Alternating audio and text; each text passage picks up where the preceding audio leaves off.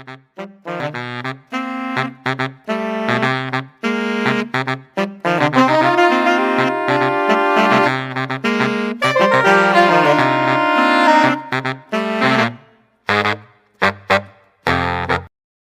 right. Hi, I'm Evan Sachs from the Washington Heights-Inwood Mask blog. And today on Inconvenient Health, we have Dr. Michael Herger from Tulane University, who has also done a lot of really wonderful work through the Pandemic Mitigation Collaborative, which you can find on pmc19.com. And Dr. Herger, would you like to introduce yourself? Sure. I'm Michael Herger. I'm an associate professor at Tulane University. I'm the program leader for our Cancer Center's Population Sciences and Disparities program. My historical background is doing psychosocial research to help people who have cancer and other serious illnesses.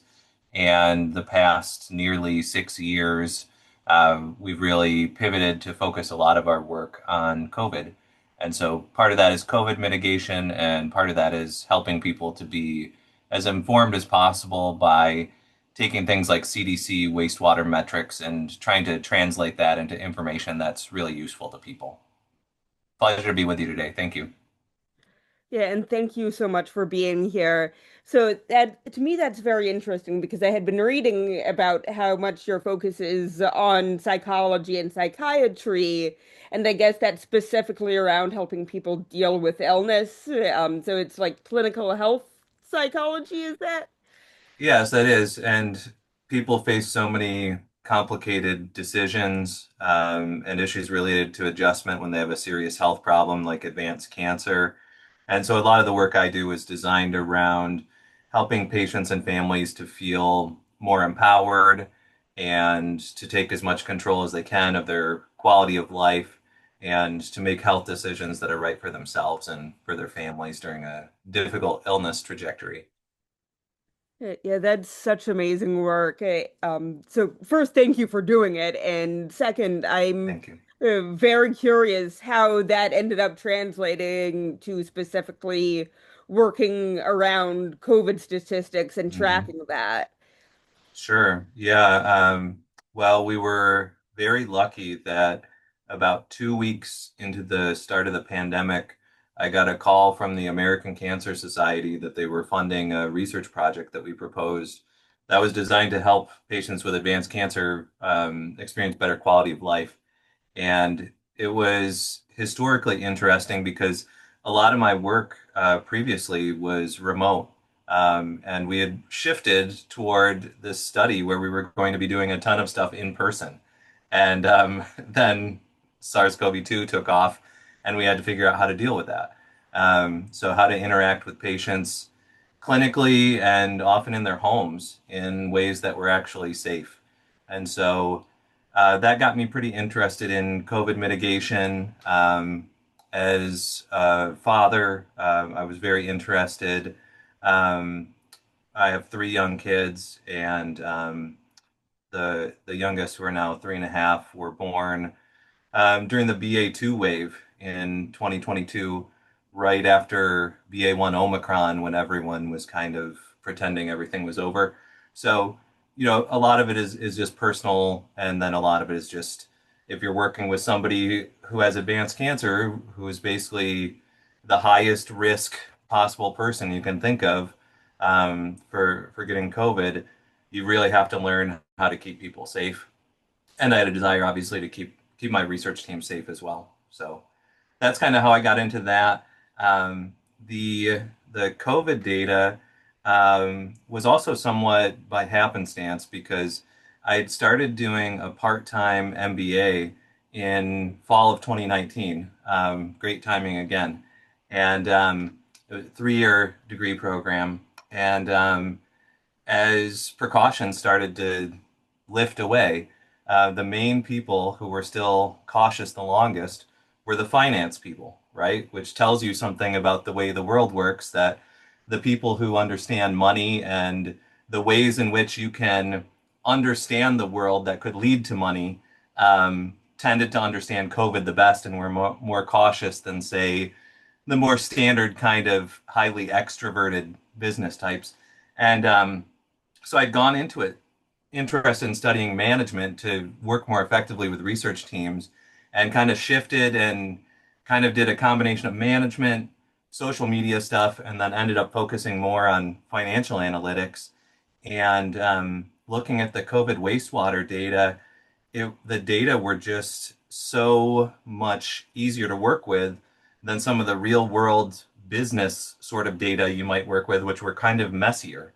And so I basically took techniques that you would use in business to forecast things like oil consumption or energy use or any of that, and just apply it to forecasting COVID, just to have a better sense of when things were getting riskier, and especially with the lag of the incoming data, which has just gotten a little bit worse over time, being able to predict out a couple extra weeks is pretty helpful for understanding those risks. And as I got into it more, I just tried to be receptive to feedback in terms of what sort of things people found most helpful and least helpful, and have kind of tried to shift the work we're doing over time so that we're giving people the information that's most useful.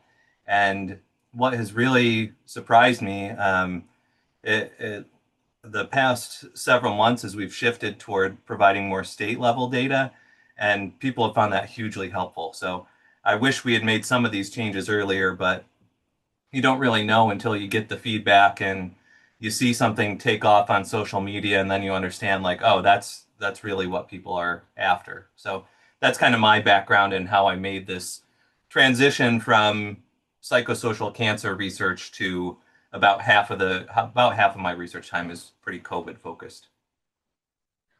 That's so amazing. And like I would have never thought of connecting like business data to like health data. Right. Yeah, how like what methods are you using that you were able to translate from your MBA work to COVID tracking? You know, I know you mentioned earlier that you use CDC wastewater data. Are there any other forms of data or, you know, methods of calculation that you use Mhm. that help you with that?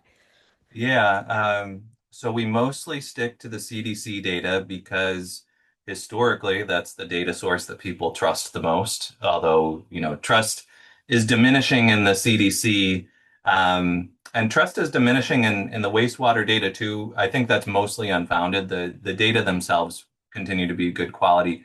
Um, but we also use BioBot data. BioBot is the previous CDC contractor, and they got replaced by this other company, Verily, whose parent company is Alphabet, the parent company of Google.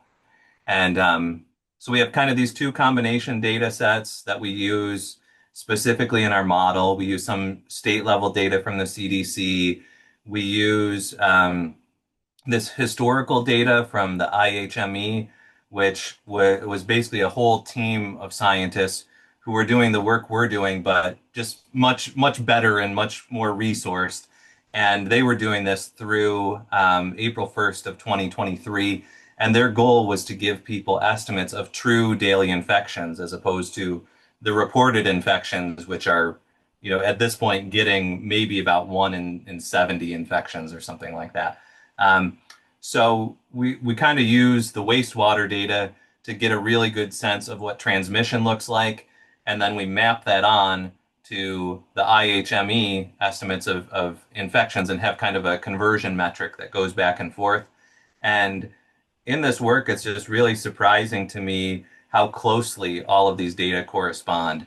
And when you think about it, it's these three main different data sources I'm talking about, three different teams, all doing things their own way. And if I showed you a line graph of it, in some spots you can't even see all the lines because they just map on so closely. And it's just these freakishly high, near perfect correlations. So that allows us to be reasonably confident in our projections. The incoming data are always messy because things always get revised. But over the long term, we can look back at a wave from a year ago or 2 years ago and say, yes, we think at that wave there was something like a peak of 1.5 million new daily infections, or in that wave it was closer to 2.5. So that's been really interesting to work with those data. And then some of the other things that we do that are pretty simple but useful to people are just taking some of the data that the CDC provide and try to add a little more meaning to it. So, for example, the CDC has a nice map of transmission and what states have the highest levels. But their map is like just these shades of blue and green. And it doesn't make any sense. No one would ever design a risk map like that. You might include those colors in your map somewhere. But in my opinion, there's no place where transmission qualifies as a color of blue or green. To me, that would be something that's suggesting that things are pretty safe, where, I would consider maybe taking my mask off in a public setting or something. Which no place is ever anywhere near that level of low risk in my view of how I interpret the data. Um, so we just kind of have taken it and given it a more commonly used color. Um, yeah, if you take a class in geospatial analysis, there's usually like a chapter on selecting colors for your maps. And so all this is like really basic sort of stuff. And that's where you kind of see things politicized, not in a political party sort of way, just kind of a politics of downplaying things. And that's where I think the CDC has a lot of problems is the underlying data themselves have been and continue to be very strong, but it's often how they interpret things. And so we try to kind of interpret things a bit better. And people should know that those data are very strong. I look closely at their correspondence with the BioBot data, and BioBot's no longer affiliated with CDC, so there's no thumb on their scale.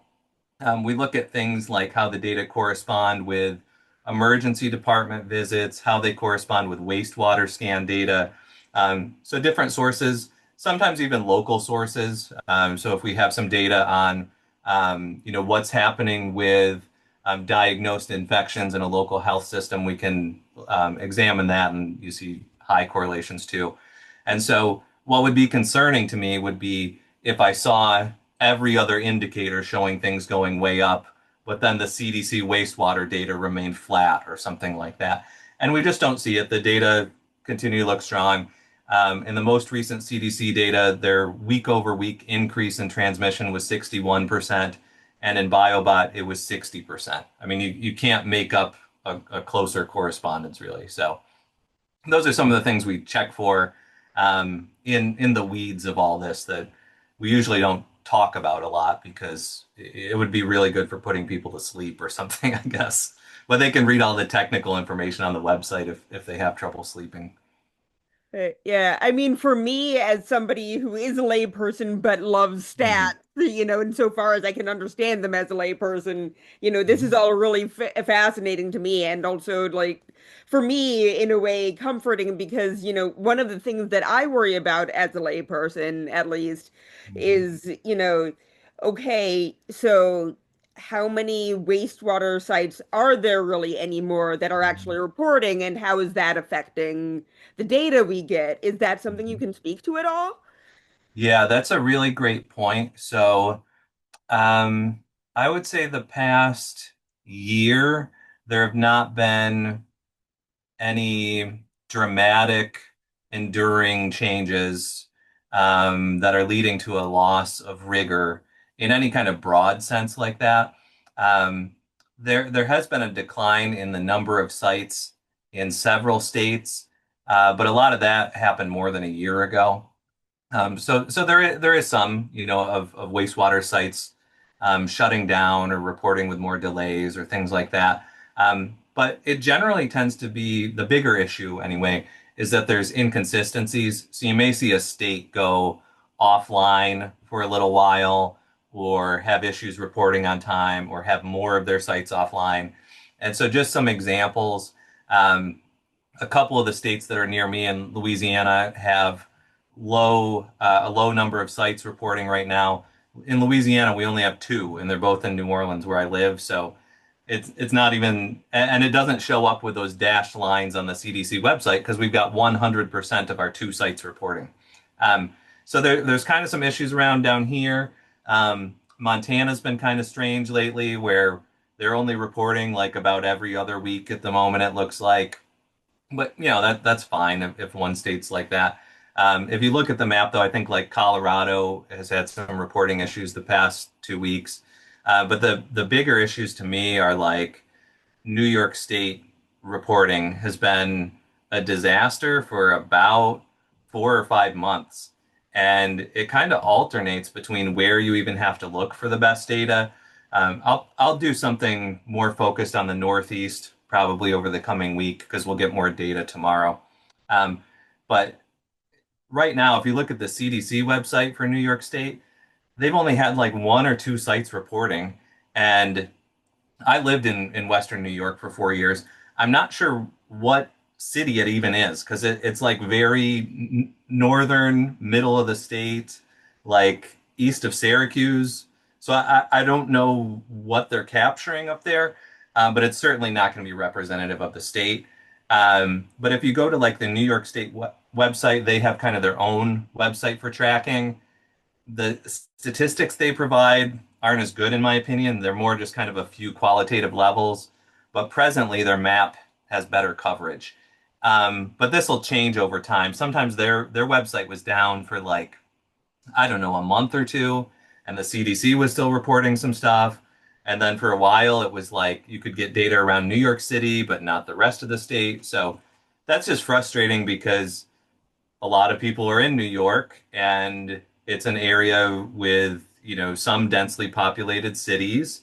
It's an area that is prone to experiencing waves. So if you could invest in, 4 states to really do wastewater well, I would say probably New York State, California, Texas, and Florida, just in terms of getting really good coverage in some populated areas. So that's been frustrating. I also keep an eye on Michigan, which is where I'm originally from and where most of my family lives. And their reporting has been pretty low quality lately, too. And people will often tell me things on social media where, I'll have the CDC map and it'll show some places low or very low. And they're just like, no, it's not. Like, trust me, I'm here. It's not. And, half the time I'm like dismissive, like, yeah, you just happen to know a few people who are sick and it's not representative. But enough of the time, the data get updated in a week or two, and it's like, oh, yep, they were absolutely right. They knew something on the ground that didn't seem right. So, um, but overall, the national picture is less affected by these sorts of things because we still have really good national representation. And so we know that that we're in a wave right now. We don't know how big the wave is going to be yet. We don't know if New York State is going to be most affected, or Michigan, or where that might be. But I do think it's pretty concerning, and I think in New York State it has the potential to be pretty bad. So I'll be watching that closely, and I'll be talking more about that in the next 2 weeks. Yeah, and for me, that's very interesting, the way you're talking about that, like hearing the anecdotal data almost like before the like statistical data really becomes significant, so to speak.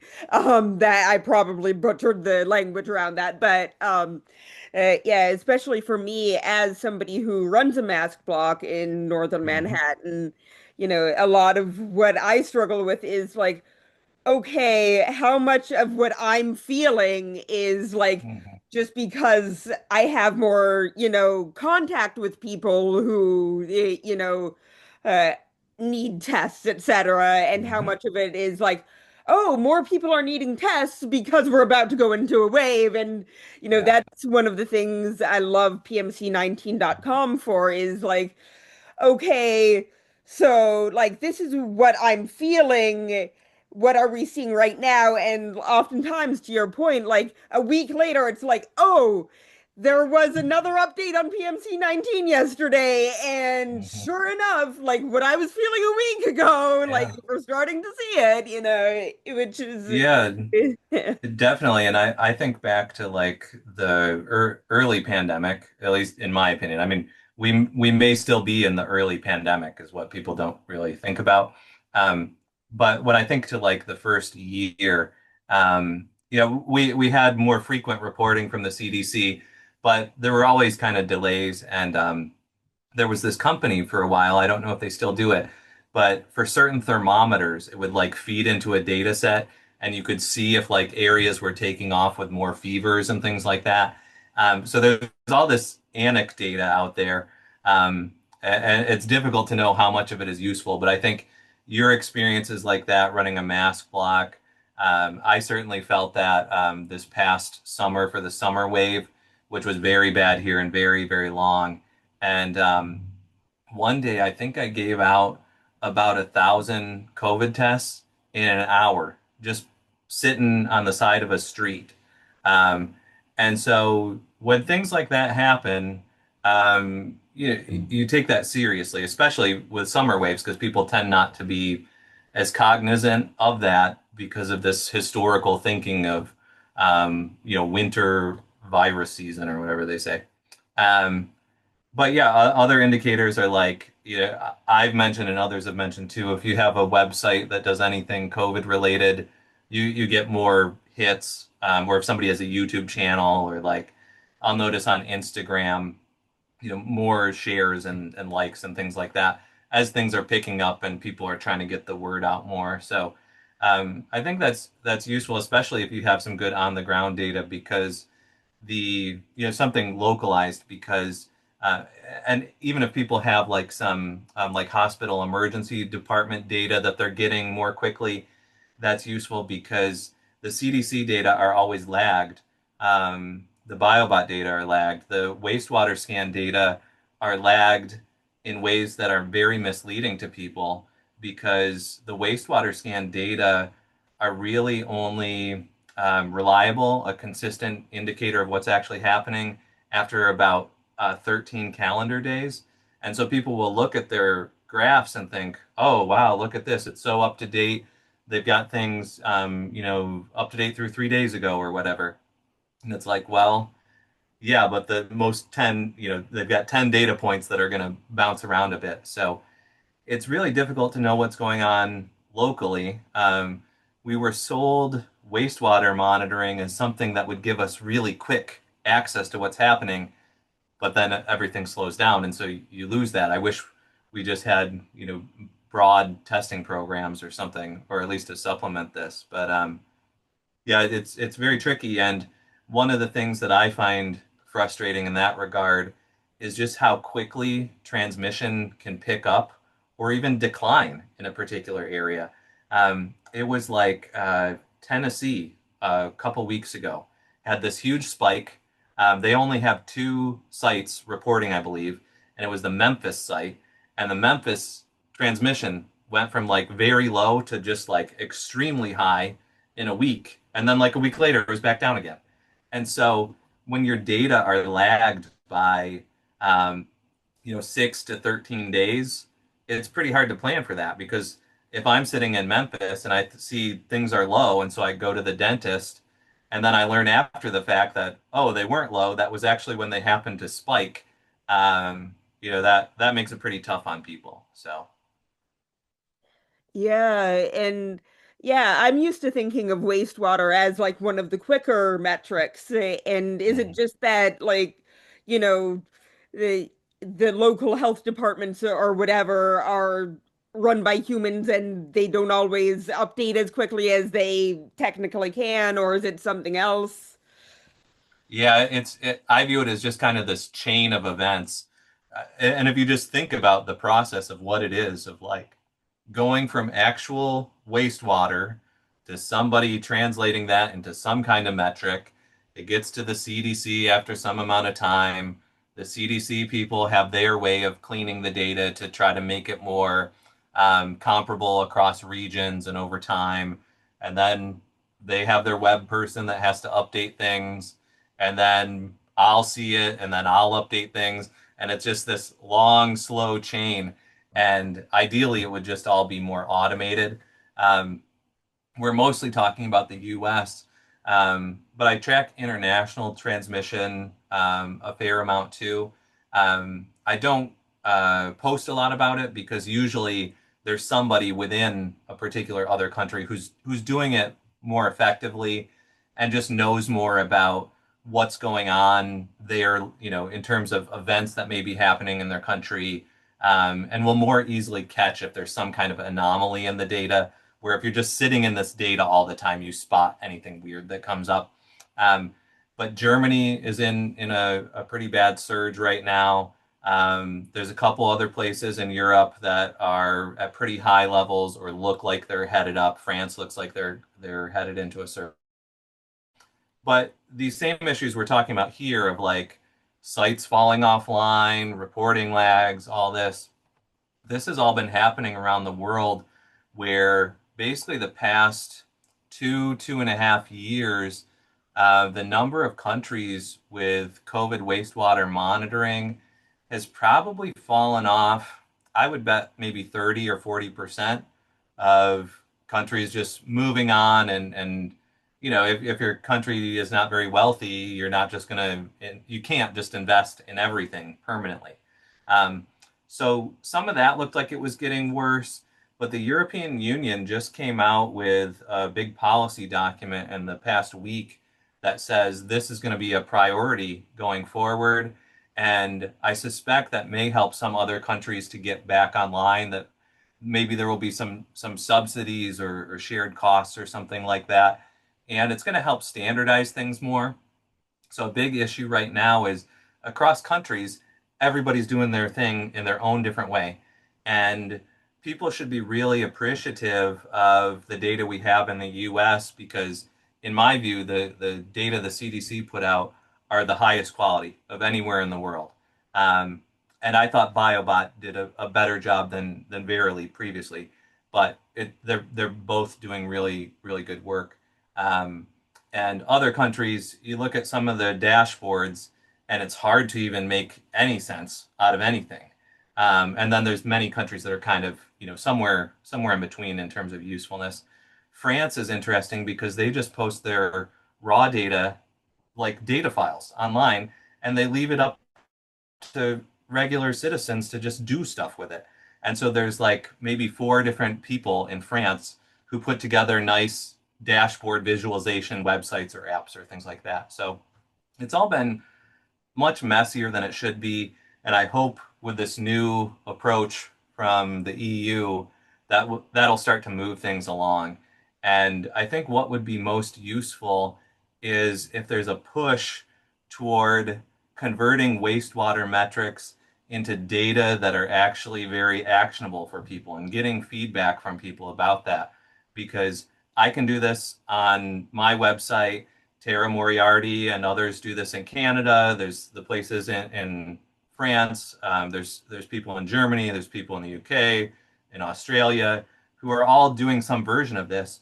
But the only government in the entire world that tries to give people useful metrics from wastewater data is Slovenia. And if you go to Slovenia's website, they'll try to convert the wastewater into useful metrics like how many people out of 100,000 are actively infectious. Just statistics that people will find a little bit easier to understand. So I hope it moves more toward that pathway, and that would be really huge. And it's not technically difficult to do these sorts of things. It's just it would lead the world to take COVID more seriously if they had these useful metrics coming from more government sources. And I think that's the reason why it's not happening. I hear you, and that's actually like really heartening to hear about Slovenia. Mhm. Makes me think one of my very earliest bosses was a Slovenian American journalist, and if he was still alive, he would be so proud to hear that. Um, but Yeah, and that. it just shows you like um, you there's I don't think anything unique where we would have said, ah, yes, Slovenia would lead the way on this. But it comes down to particular individuals. And so there's somebody there who took this seriously and is doing a really good job. And you'll always see pockets of that. I mean, the UK HSA testing based surveillance study in the winter of 2023 to 24 was, in my opinion, the best surveillance study that's been conducted in the pandemic, better than the data we get from wastewater because it's testing a reasonably representative segment of the population, and it's tracking what percentage of them are positive. And it's like, with wastewater, you can convert it as best you can to useful metrics, but people will always be skeptical of like, oh, is the math correct or did something change about the virus? But it's like if it's testing and you're testing a representative sample of the population and 4% are positive, 4% are positive. Like that's just what it is. It's just so easy for people to understand. Um, so anyway, that was a really useful study, and it's just somebody is leading where they have an opportunity to lead, and I think that's what we need a lot more of in public health, where a lot of people in public health, and it's the same issue in psychology, are just extremely agreeable people and do not want to step on any toes. They want to go with the flow, um, and so we need more people doing this who are comfortable with tension and conflict and getting people riled up and all those issues. Yeah, that's so true and so amazing that like studies like that are happening. And I think you mentioned earlier that one of the things that you can check for is hospital data. How much are you able to pull on that these days? Because again, going back to like one of the things I keep hearing as a layperson is like, okay, so like only so many hospitals are even testing for incidental cases of COVID, et cetera, et cetera. So like, how much are you able to pull on that? How reliable is it for you, et cetera? Yeah, I never find that data to be the most useful at a national level because the issue is the interest in testing, the understanding of COVID as a serious ongoing problem that is real is diminishing for many people, including clinicians.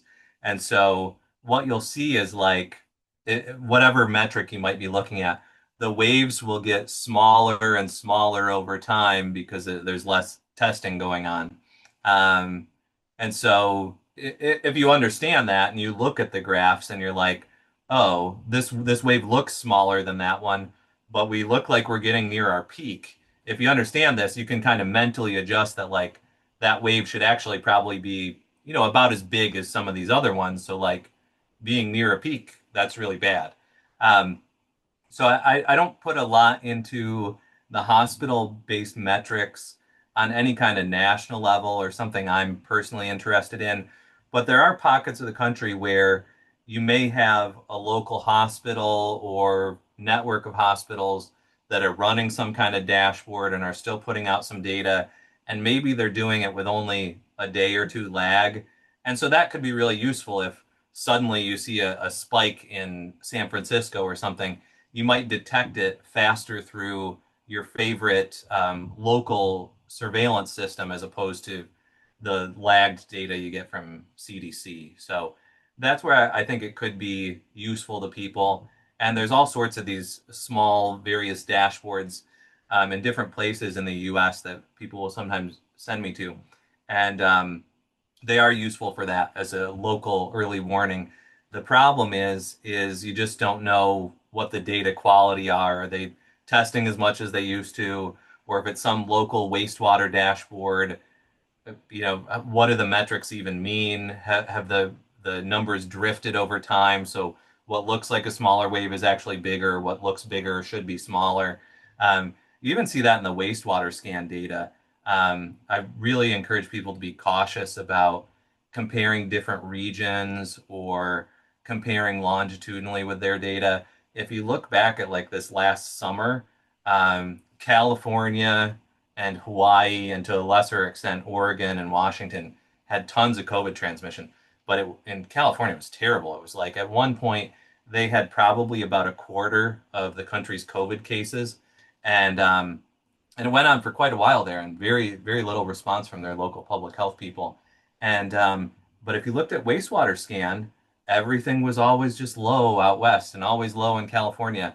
And so I think they're just not standardizing the data very well regionally. So that's why I say the CDC data, people should just be really proud that we have that, and like that, it's just so much better than any data you could get in the U.S. otherwise, in my opinion, in the world, which is saying something. That's really an important accomplishment. Yeah, that's really great to hear, especially as, we're seeing so much trouble in our government on other fronts, especially within the health world. But we did have that shutdown like what, a month or two ago now. Yeah. Yeah, and like that, I know at the time at least really affected PMC 19. Mhm. Like how did it affect y'all at the time, and is it still affecting you in any way? Um, well, I said early on that one of the things we found that people really find to matter the most is the state level data. And without the CDC being operational, we couldn't post any really um, valid state level data. We were able to post national estimates still because BioBot exists, and they're supposed to report every week, but sometimes they'll take a break for like a week or two or three. Um, Wastewater scan, has some problems comparing over very long terms, comparing over regions, but for the a short time span and a national average, their data are pretty good. And so if you see like the national number go up 30% there or go up 30% in BioBot, you can pretty much be sure that you'd see the same thing in the CDC data.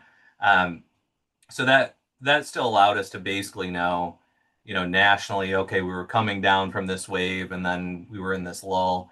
And for the timing of the shutdown, I mean, that was probably the best timing it could have been just in terms of being least disruptive to the COVID data. Um, but I'm sure it was bad in some places. I haven't gone back and looked everywhere, but I'm sure various wastewater sites had certain spikes during that time period where if people had known about that, maybe they would have done something differently and maybe fewer people would have gotten infected and gotten disabled or died. So if you're somebody who's kind of good intention but don't normally do any precautions, if you know there was a local spike and you were going to go visit grandma and you had a tickle in your throat, you might be somebody who decides to test before that because there's this local spike. And so I think that's the sort of problem that it created, but it doesn't really do anything long term for us. It's just annoying to people that they can't evaluate their risk levels very well. Yeah, I hear you. And you also referenced earlier that we seem to be in another spike now, as we head into winter. What do we know from the data about that so far? Yeah. Um, so this winter is unique in many ways. Um, so the first four winters of the pandemic, this will be the sixth winter.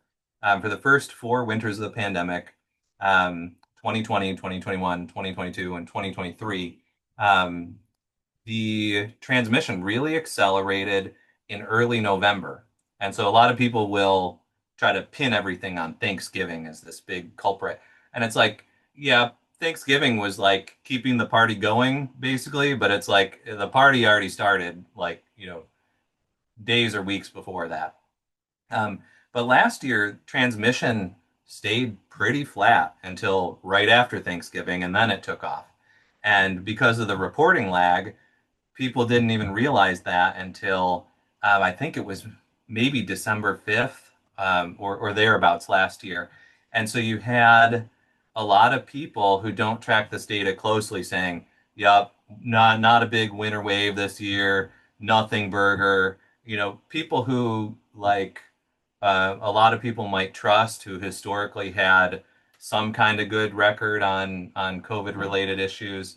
And then when the data finally came in, it was like, oh no, yep, it's actually looking bad. And the CDC did like a major overhaul to their data in August that um, it has some pros and cons, but one of the effects of it was it makes last winter's wave look even bigger.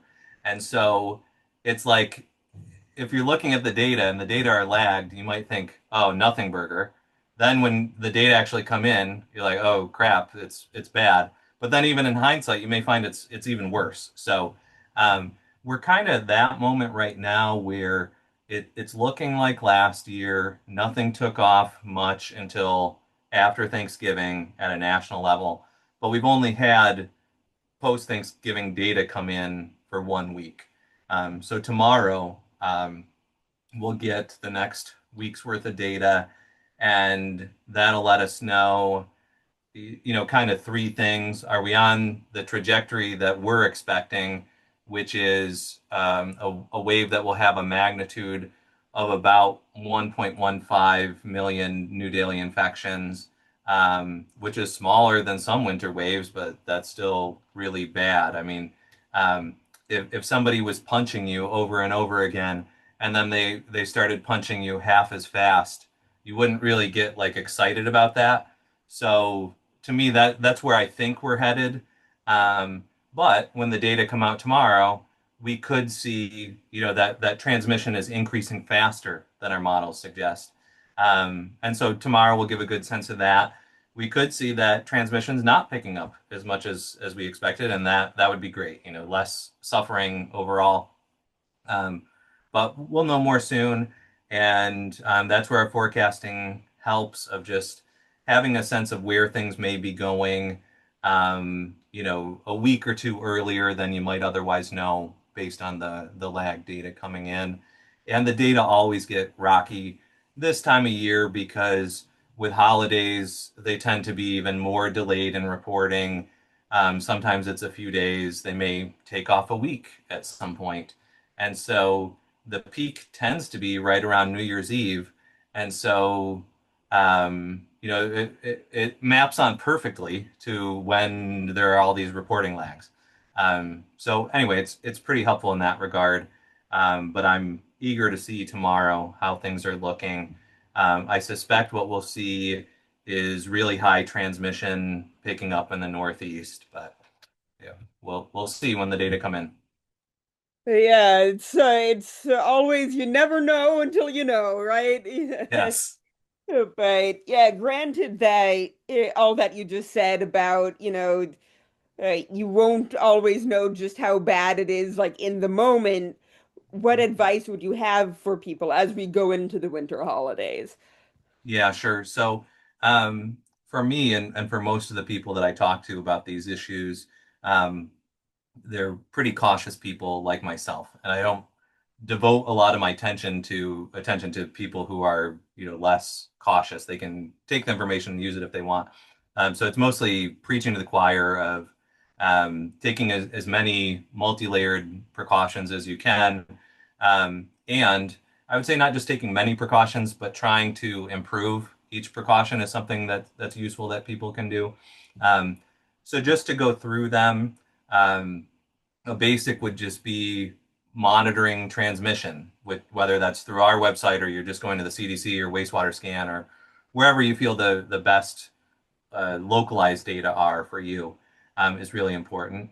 If people are eligible, and most people are, for a vaccine booster and they haven't gotten that yet for whatever reason, um, they didn't want to have their flu and their COVID shot at the same time, so they did one and put off all their go, get that or go get them both if you're um, just busy with life and it's been low where you are and so you put it off. Um, and we don't know specifically how long it takes for the boosters to kick in to start providing protection. Um, Maybe somebody has a better estimate of that than me. But in the original Pfizer trials, for that first shot to do anything, it was about 12 days.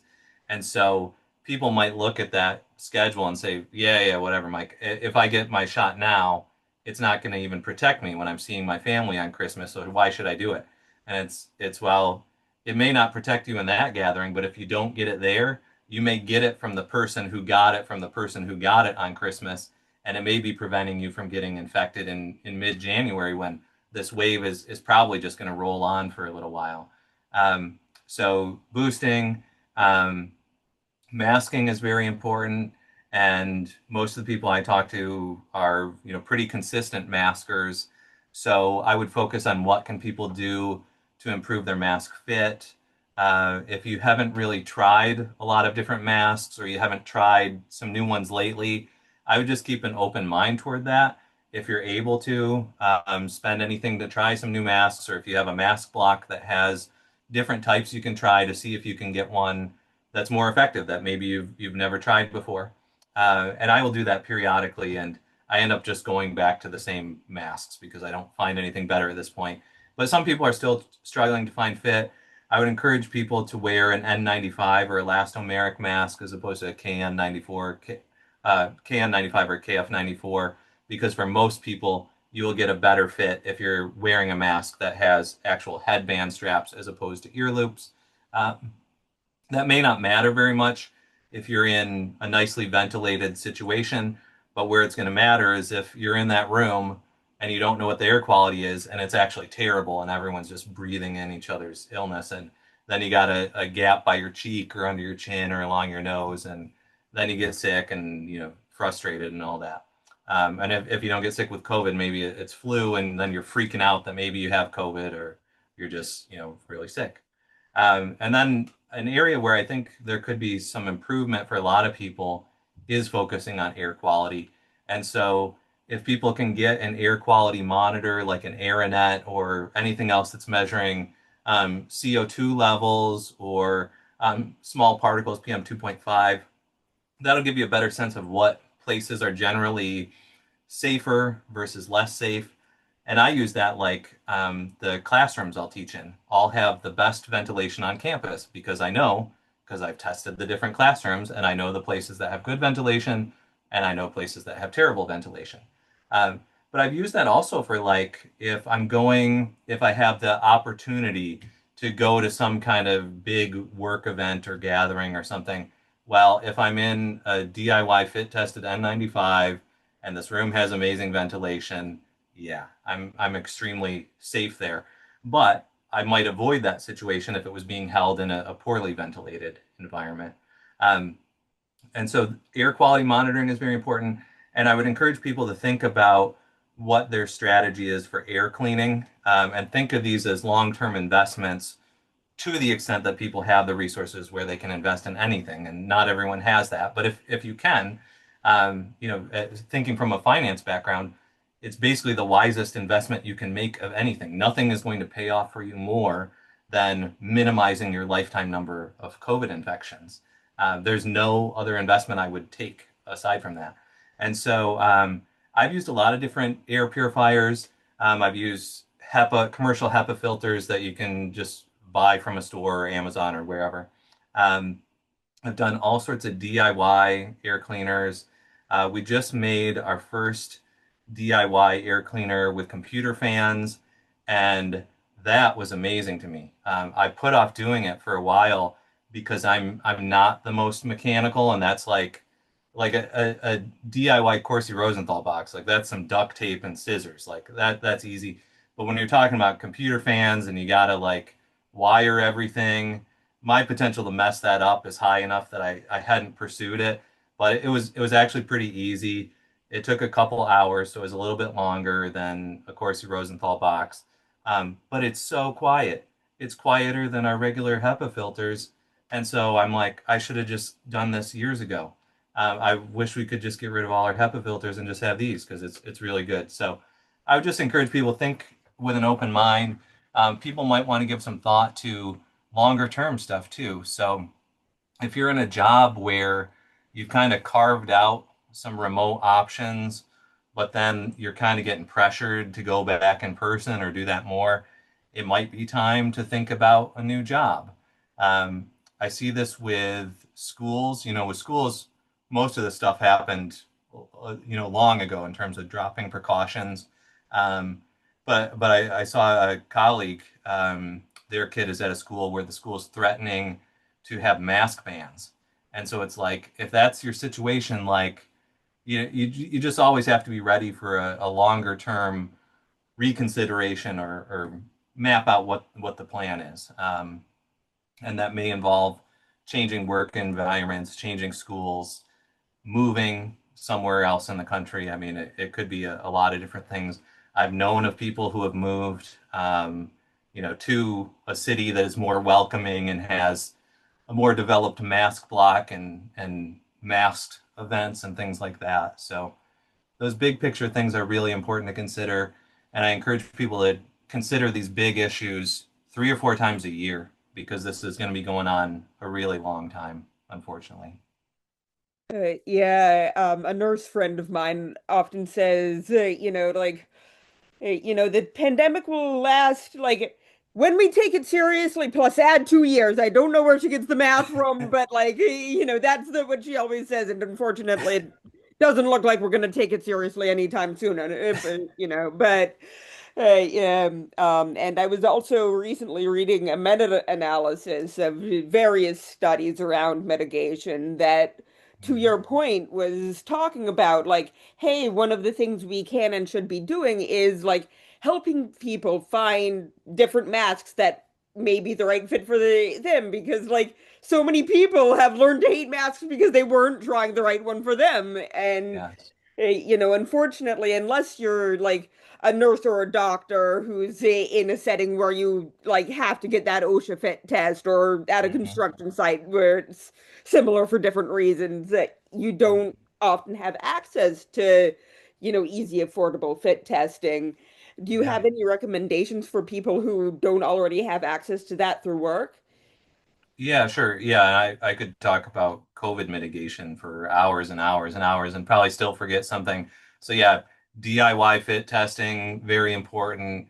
I didn't mention testing, but testing is very important. A lot of people knock testing because they've had some bad experience, or it's the same thing. They used the wrong type of test.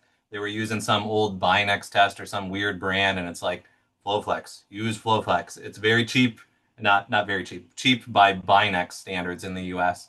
and has very good evidence of catching infectious cases. But the fit testing itself, um, I feel a lot of people don't even try to do a seal check. So I would encourage people to start by doing a seal check where you're just trying to, without any special equipment, see if you can discern any gaps where some air is leaking out through gaps along your mask. And I see so many people with this issue. I'm sure you do too. You can see somebody in their mask and you instantly diagnose where it's leaking and probably what kind of mask they should try among the ones you have, right? Um, and so I do some of that too. But so that's a start. And a lot of people are very well intentioned, but still have not figured that out. And I'm not a big TikTok person. I prefer Twitter of anything, but Twitter is like so can't even think of the term. They're like preventing the engagement and dissemination. They're throttling. They throttle anything related to COVID, more so the past several months. And so you sometimes got to find information elsewhere.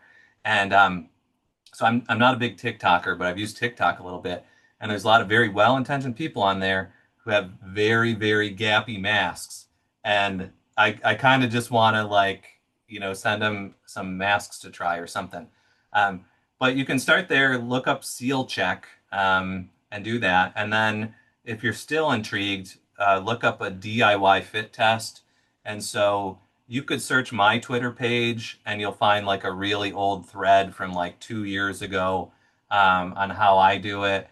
Um, and I'll do that periodically, like if I've got a new mask that I'm trying out, do a fit test.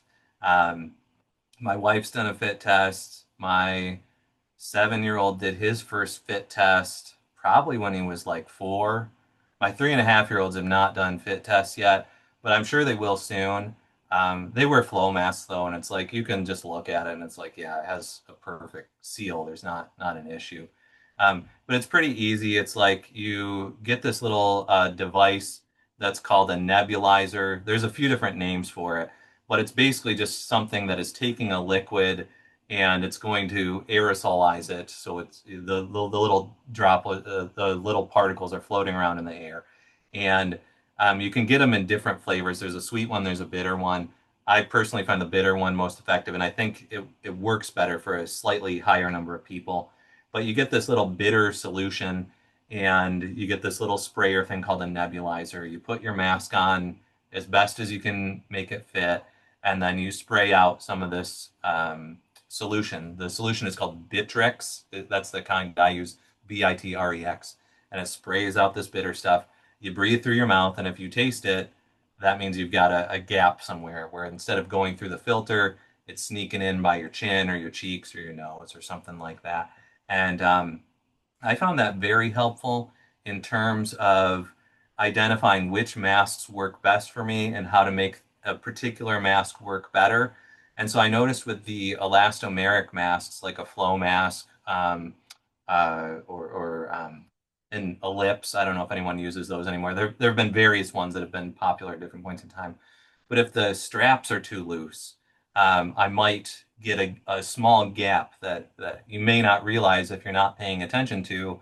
Oh, my straps are slowly loosening a little bit, a hundredth of a millimeter every time I put it on or something. But same thing for disposable mask. If you reuse it, the nose wire can wear out a little bit more. The straps stretch just a little bit every time. And so if you're using that disposable for the 10th time, the straps have probably stretched out enough that you're not getting a really good fit anymore. Um, my main disposable I use is a V-Flex, which is among the biggest you can possibly get, and I get a great seal with it. Sometimes I'll wear a 3M Aura.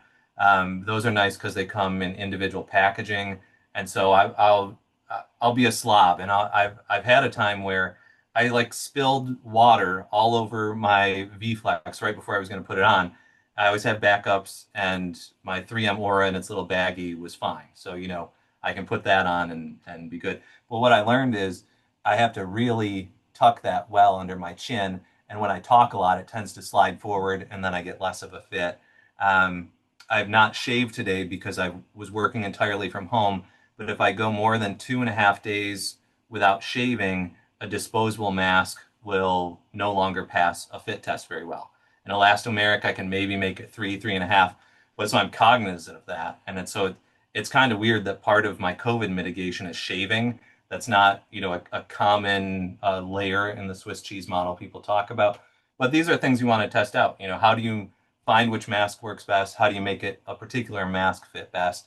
How do you adjust it so you get better fit and deal with all these sorts of issues? So um, I think you can do a DIY fit test for uh, I've seen people get some supplies that are like as cheap as maybe like $10, where they're even making their own solution. But again, I just don't trust myself to like, do that correctly.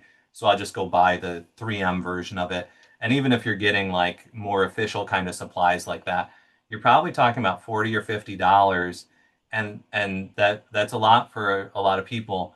But it's not a lot if you can split that across a group or a mask block, because to do the fit testing, you only need a very tiny bit of that solution that's like a $30 bottle of solution. And so if you can, share these supplies with 5 people, 10 people, 50 people, then it becomes very inexpensive for most people. So I would encourage mask blocks to offer that more.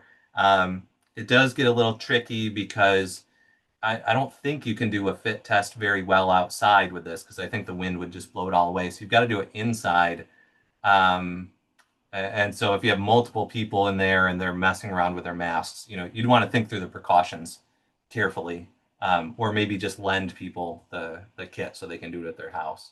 Um, and there's this guy Philip Newstrom who's an engineer, and he has a kit that he sells. It's called Fit Test for All. I think the four is a number four, that you can look up, or you may even see a link to it in my DIY fit test thread. And if you find that Fit Test for All, the website always says they're out of stock, but I think if you message him, he will make the kit for you. He just doesn't want to, get a request for an urgent order and he doesn't see it or something like that. But I've tried that and that's great. And it's, I think, like $30 or something like that. And it has lots of like very detailed instructions. So if you, when I tested, I'm just kind of doing it on the fly. But this is like, if you want to be the fit test champion, he's got like a 50-step process you can go through where you're going to move your mouth and your body in different ways and like Like really, it's going to be as as good as you can get in terms of getting close to like what a professional fit test would be like. That's so amazing and so useful. Like I put the name of that in the chat for myself so that I can both link it in the show notes and hopefully find it for my mask blog because that's something I'd love. Yeah. Yeah, and you were mentioning earlier as well that, head straps tend to be better in most cases than, Mhm. the ear straps that generally come with, KF94s, KN95s. I have found that, like, for my mask block at least, I really like using Lion G masks because even for their KN95s, they often have head strap options, which is Mhm. actually how I found something that it actually really works for my friend's dad who has trouble with masks, which just amazing to our earlier point about, finding the right fit. And I know Zimmy Air has options for KN95s with head straps that are actually Mhm. adjustable. Uh, Yeah. does that help even if it's, not an N95 per se? Yes, it does. And so I've got some of those Zimmy ones somewhere in here.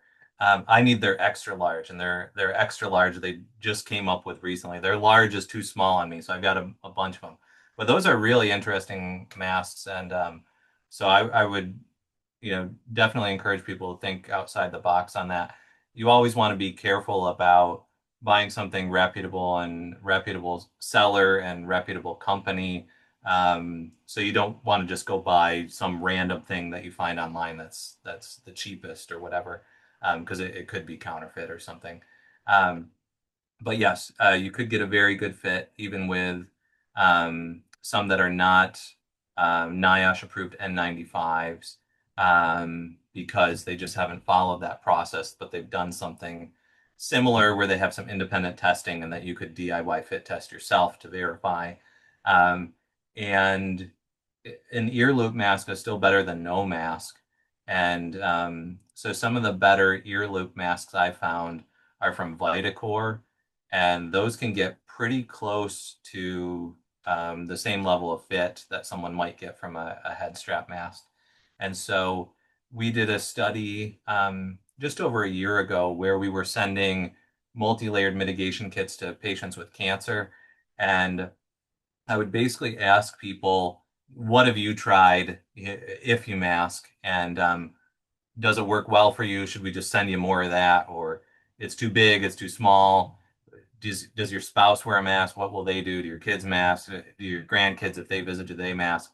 Just what are you doing? And we can try to help you better. And, a fair amount of people will say, pretty frankly, like, yeah, my spouse will never wear a head strap mask, even though I have cancer. Um, or whatnot, or I may have repair people who need to come in my home, and I think it'll go a lot easier if it's an ear loop one that they can put on pretty quickly. And so we'll just send them the best ear loop ones we have that may work for them too. And again, if the ventilation is pretty good, that's probably sufficient. But it's these situations where you don't know that it could be pretty dangerous. Yeah, I hear you. And, I am so proud of all the people who, like, now go around with their Aeronets or Temp Tops or whatever. And Mhm. it's like, go you. I like, finally got my, like, I think it's a Temp Top or something like that. And I'm so excited about it. Yeah. Um, but, yeah, I have kept you for a little over an hour now. Is there anything else you would like to add? Well, I really just encourage people to take the long view on this, that these are problems that people are going to be dealing with for a long time, pretending it away, denial, that's not going to work very well in the long run. Um, a lot of people will talk about FOFO, F around and find out. We're more and more seeing things in the find out stage. And, two people close to me recently got really bad cases of long COVID. And, if you've managed to avoid that so far, you want to do everything you can to protect yourself.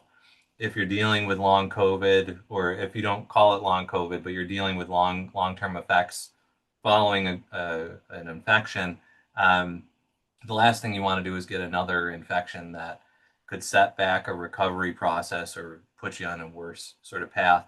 So it's tough because growing up, I would have never been able to afford any of this. I mean, I would already be on probably my seventh or ninth COVID infection if I was a little kid during the ongoing pandemic.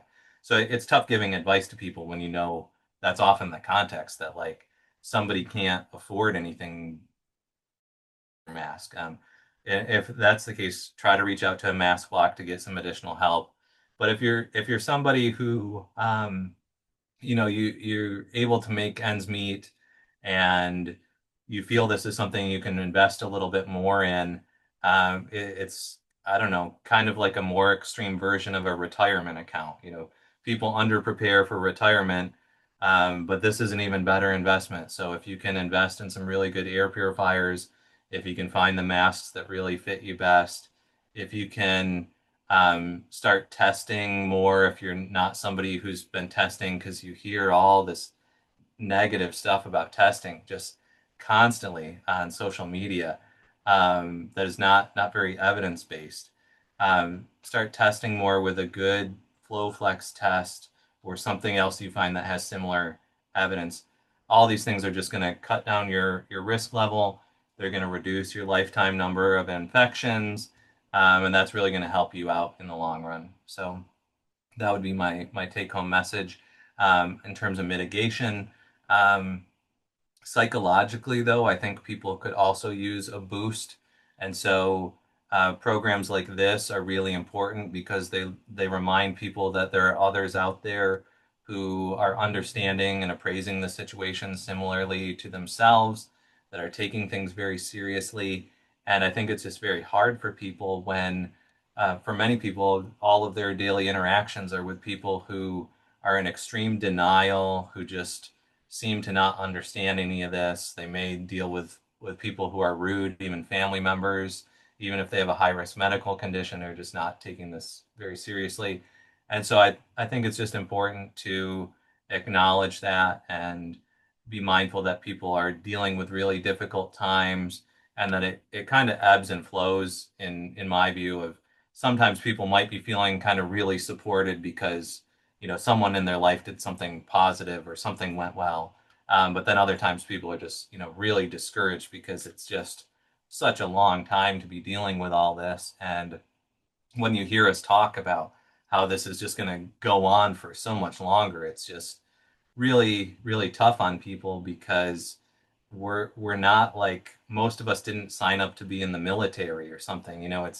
And that's kind of the level of resolve it's asking for of, all right, it's time to go fight a 10-year war, whatever it might be.